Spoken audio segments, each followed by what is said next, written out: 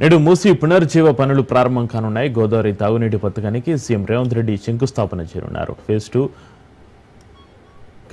మూలకు శంకుస్థాపన చేస్తారు. 7,360 కోట్లతో హ్యామ్ విధానంలో పనులు చేపట్టనున్నారు. ఉస్మాన్ సాగర్ వద్ద గోదావరి తాగునీటి పథకానికి సీఎం శంకుస్థాపన చేస్తారు.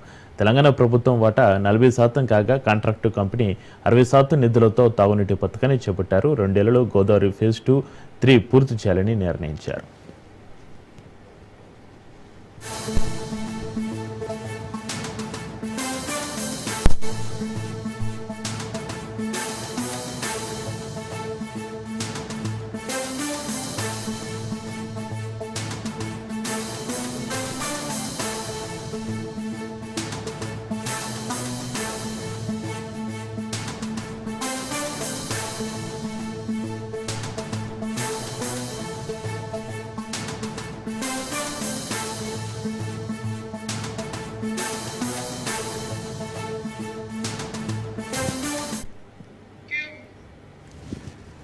నేడు మూసీ పునరుజ్జీవ పనులు ప్రారంభం కానున్నాయి. గోదావరి తాగునీటి పథకానికి సీఎం రేవంత్ రెడ్డి శంకుస్థాపన చేయనున్నారు. ఫేజ్ 2, 3లకు శంకుస్థాపన చేస్తారు.